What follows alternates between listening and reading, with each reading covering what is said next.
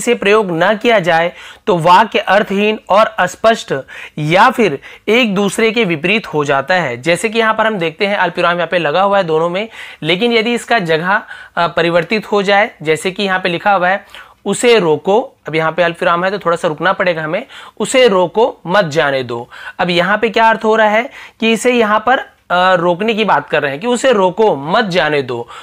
किसी व्यक्ति के बारे में बात कर रहे हैं कि उसे रोकना है, तो यहाँ पे रोकने की बात हो रही है।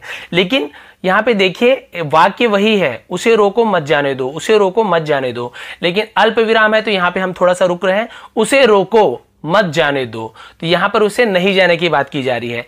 लेकिन यदि इस वाक्य में हम देखते हैं नीचे वाले में अल्प विराम मत के बाद लगा हुआ है, तो देखिए उसे रोको मत जाने दो। अब यहाँ पे देखिए इसके विपरीत अर्थ हो गया, यहाँ पे हो रही थी बात उसे रोकने की और यहाँ पे बात हो रही है कि उसे रोको मत जाने दो, यानी कि उसे जाने की बात कर रहे हैं। तो देखिए यहाँ पे विराम चिन्ह का कितना महत्व होता है, इन दोनों वाक्यों में आपको समझ आ गया होगा।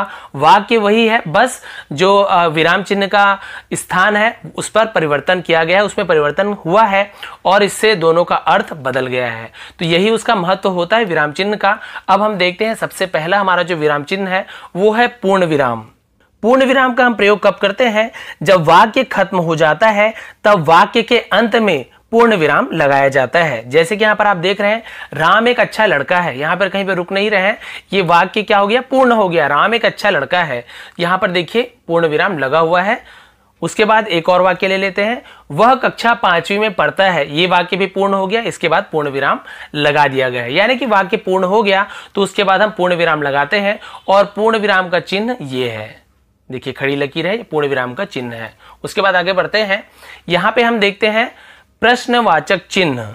प्रश्नवाचक वाक्य के अंत में प्रश्न सूचक चिन्ह या फिर प्रश्नवाचक चिन्ह का प्रयोग किया जाता है, अर्थात जब किसी वाक्य में सवाल पूछे जाने का भाव उत्पन्न हो उस वाक्य के अंत में प्रश्नवाचक चिन्ह का प्रयोग किया जाता है। यानी कि कोई प्रश्न यदि हम पूछ रहे हैं किसी से क्या, कब, क्यों, कैसे, तो उसके अंत में पूर्ण विराम न लगाकर प्रश्नवाचक चिन्ह का प्रयोग किया जाता है। जैसे कि दो उदाहरण यहाँ पे मैंने आप लोगों के लिए लिख के रखा हुआ है, बना के रखा है।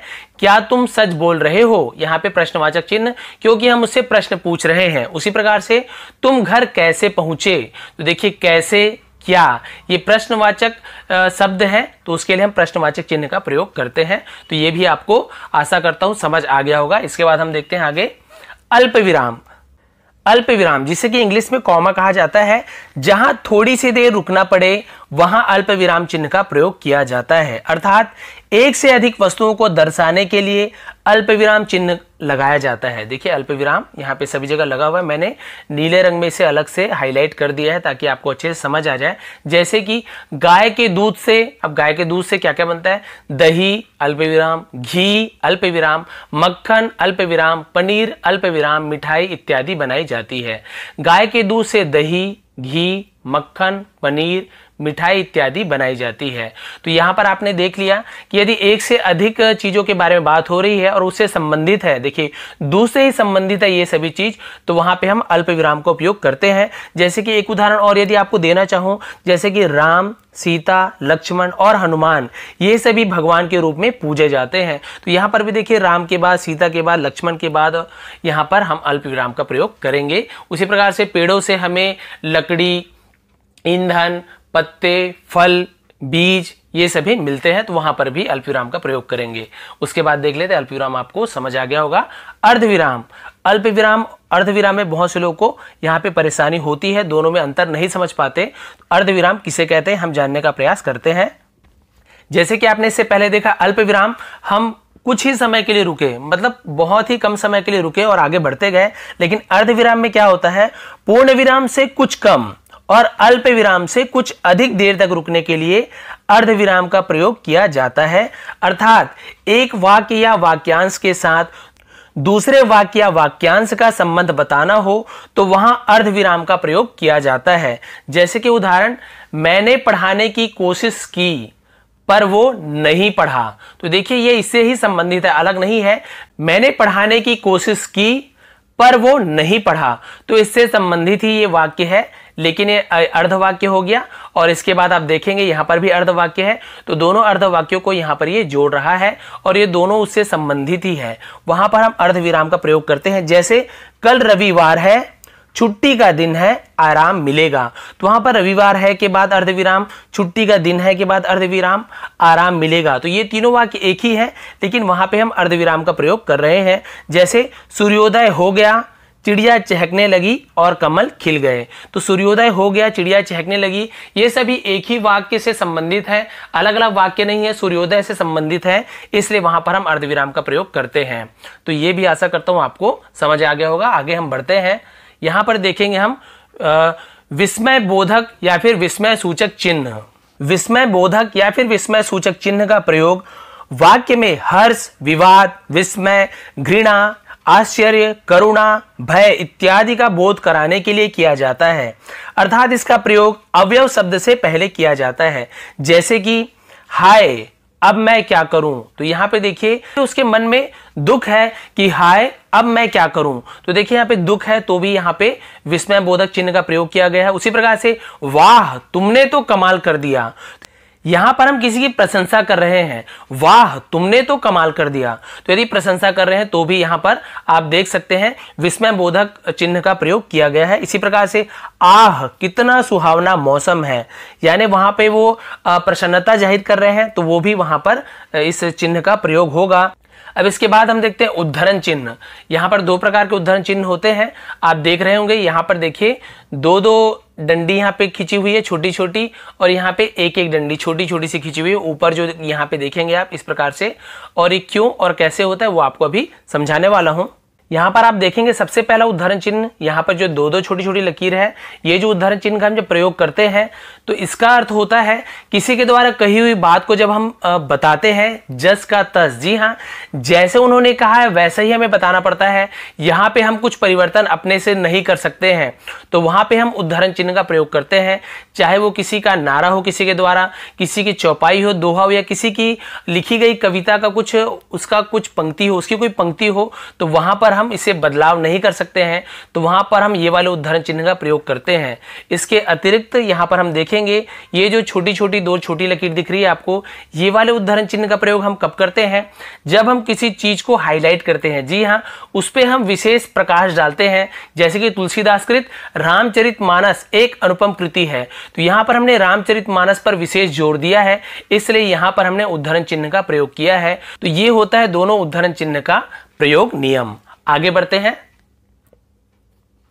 यहां पर हम देखते हैं योजन चिन्ह। जो छोटी सी लकीर होती है, बड़ी लकीर वाली नहीं, छोटी लकीर वाली योजन चिन्ह का प्रयोग हम कब करते हैं, जब हमें दो शब्दों में परस्पर संबंध स्पष्ट करने के लिए हम इस योजन चिन्ह का प्रयोग करते हैं। ज्यादातर इसका प्रयोग हम द्वंद्व समास में करते हैं, जहां पर दोनों पद प्रधान होते हैं। जैसे कि माता पिता, दूध रोटी, यहाँ पे दोनों में हम संबंध स्थापित कर रहे हैं, मतलब दोनों में संबंध बताने का प्रयास कर रहे हैं, तो वहां पर हम योजन चिन्ह का प्रयोग करते हैं। जैसे माता पिता, दूध रोटी, तो यहां पर दोनों में संबंध बता रहा है ये योजन चिन्ह। उसी प्रकार से यदि बार बार पुनरावृत्ति हो, जी हाँ, एक ही शब्द की पुनरावृत्ति बार बार किया जाए तो भी वहां पर योजन चिन्ह का प्रयोग किया जाता है। जैसे साथ साथ, रोज रोज, बहुत बहुत धन्यवाद, तो वहां पे बहुत बहुत उसके बीच में भी योजन चिन्ह का प्रयोग किया जाएगा, क्योंकि बार बार वहां पे दो बार उसकी पुनरावृत्ति हो रही है। बार बार देखिए, साथ साथ, रोज रोज, बहुत बहुत, तो इस प्रकार से योजन चिन्ह का प्रयोग वहां पर किया जाता है जब हमें संबंध बताना हो दोनों के बीच में, और यदि पुनरावृत्ति हो तब। आगे बढ़ते हैं अगले विराम चिन्ह की ओर। यहां पर देखते हैं हम निर्देशक चिन्ह। जैसे वहां पे छोटी सी लकीर आपको दिखी, तो यहाँ पे थोड़ी सी बड़ी लाइन होती है, बड़ी सी लाइन होती है वहां पे, इसे हम निर्देशक चिन्ह कहते हैं। इसका उपयोग कब किया जाता है, जब किसी की कही गई बात को हम दर्शाते हैं। किसी ने कुछ कहा तो क्या कहा, उसके पहले हम निर्देशक चिन्ह का प्रयोग करते हैं। इसके अलावा निर्देशक चिन्ह का प्रयोग विषय, विवाद संबंधी, प्रत्येक शीर्षक के आगे, उदाहरण के पश्चात, कथोपकथन के नाम के आगे किया जाता है। देखिए, जैसे कि उदाहरण देखिए, प्रधानाध्यापक ने कहा कल विद्यालय में अवकाश है, तो किसने कहा? प्रधानाध्यापक ने कहा, तो उसके बाद निर्देशक चिन्ह का प्रयोग हमने किया। उसके बाद देखेंगे आप, जैसे तुम मुझे खून दो मैं तुम्हें आजादी दूंगा, तो यहां पर आप देखेंगे निर्देशक चिन्ह का प्रयोग किया गया है सुभाष चंद्र बोस। ये बात किसने कही थी? सुभाष चंद्र बोस ने नारा दिया था, तो उनके पहले हमने निर्देशक चिन्ह का प्रयोग किया है। तो देखिए 2 उदाहरण आपके सामने है, तो आशा करता हूं आपको ये भी समझ आ गया होगा। अगला विराम चिन्ह है कोष्ठक चिन्ह। यहाँ पे देखिए 1, 2, 3 प्रकार के कोष्ठक आपको दिख रहे होंगे, सभी का अलग अलग प्रयोग है। क्या है, कैसे, इसके लिए विस्तार से मुझे वीडियो बनाना पड़ेगा, क्योंकि इसमें बहुत ज़्यादा समय लग जाएगा। लेकिन मैं आपको यहाँ पे संक्षिप्त में बताने का प्रयास करता हूँ कि वाक्य के बीच में आए शब्दों अथवा पदों का अर्थ स्पष्ट करने के लिए कोष्ठक का प्रयोग किया जाता है। अर्थात कोष्ठक चिन्ह का प्रयोग अर्थ को और अधिक स्पष्ट बनाने के लिए किया जाता है। शब्द अथवा वाक्यांश को कोष्ठक के अंदर लिखकर किया जाता है। यदि आप उसे शब्द को स्पष्ट तरीके से और भी अच्छे से समझाने का प्रयास करते हैं तो आप उसे कोष्ठक में लिख दीजिए। जैसे यहाँ पर कुछ उदाहरण, आपकी सामर्थ्य शक्ति को मैं जानता हूं। तो यहां पर देखिए आपकी सामर्थ्य को मैं जानता हूं, लेकिन सामर्थ्य क्या होता है, इसके लिए आपने कोष्ठक में शक्ति लिखा हुआ है, मतलब इसे आपने और अच्छे से स्पष्ट किया है कि सामर्थ्य का मतलब शक्ति भी होता है। तो यहां पर देखिए कोष्ठक के अंदर उसे हमने लिखा है। उसी प्रकार मेघनाद कुछ आगे बढ़कर, लक्ष्मण यदि सामर्थ्य है तो सामने आओ।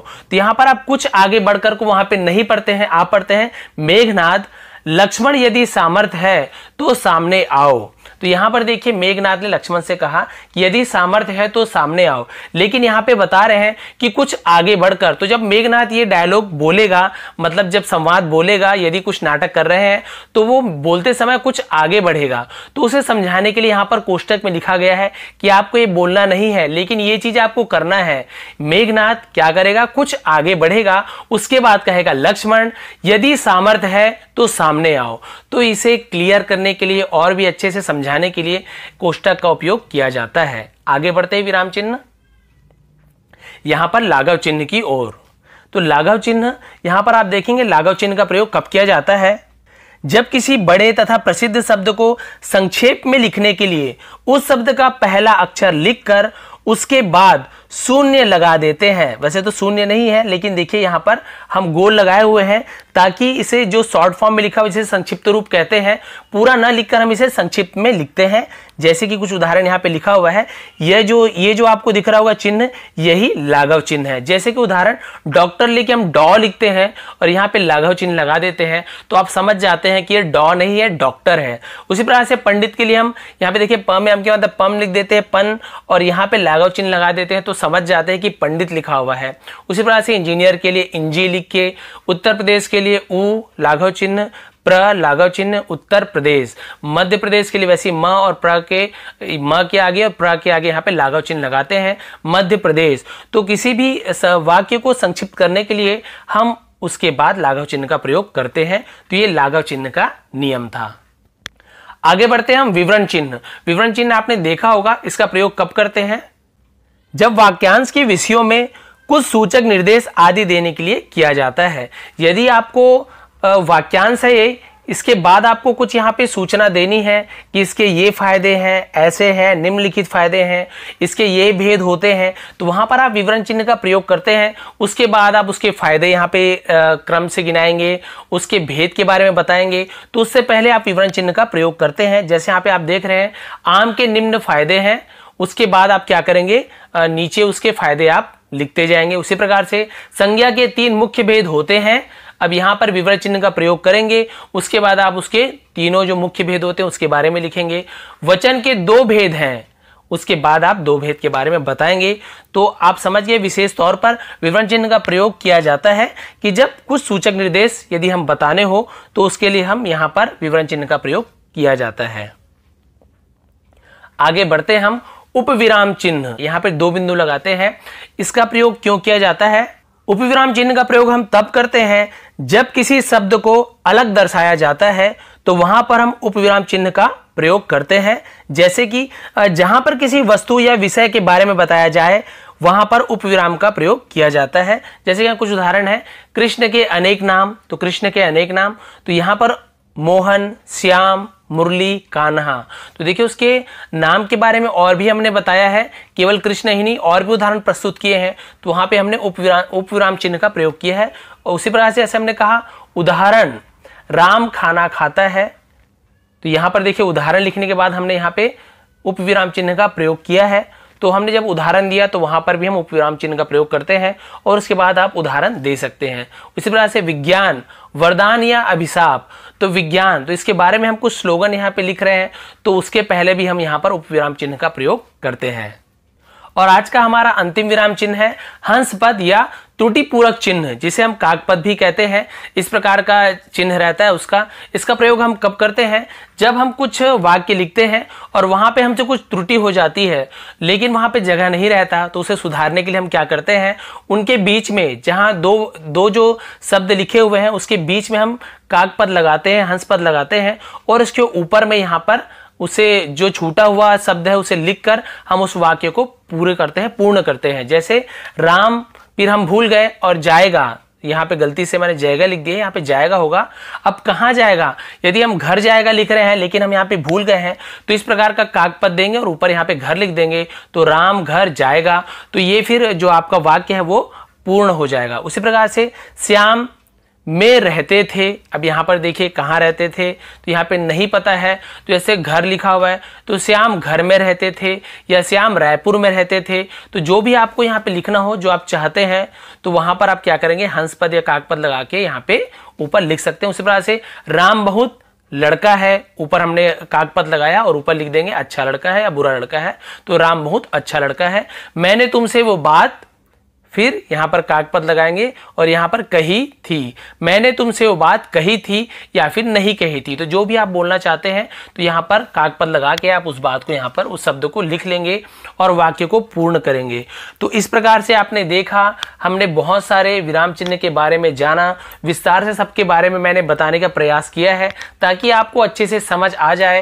तो यदि आप इसे अच्छे से आप समझ पाएंगे तो भविष्य में आपको हमेशा फायदा ही होगा। यदि आप शिक्षक हैं तो आप अपने विद्यार्थियों को अच्छे से समझा सकते हैं, और यदि आप एक विद्यार्थी हैं तो आपके लिए बहुत ही ये काम आने वाला है भविष्य में। तो यदि आपको आज की मेरी ये कक्षा थोड़ी भी पसंद आई हो तो आज की वीडियो को आप जरूर पसंद करेंगे, लाइक करेंगे, शेयर करेंगे, और यदि आप चैनल पे नए हैं तो सब्सक्राइब करना ना भूलें, बगल के आइकन को भी दबा दें, सब्सक्राइब बटन को दबा दें, ऑल को दबा दें बेल आइकन दबाने के बाद, ताकि मैं जो भी वीडियो बनाऊं सबसे पहले आप तक पहुंच सके। आप सभी का बहुत बहुत धन्यवाद।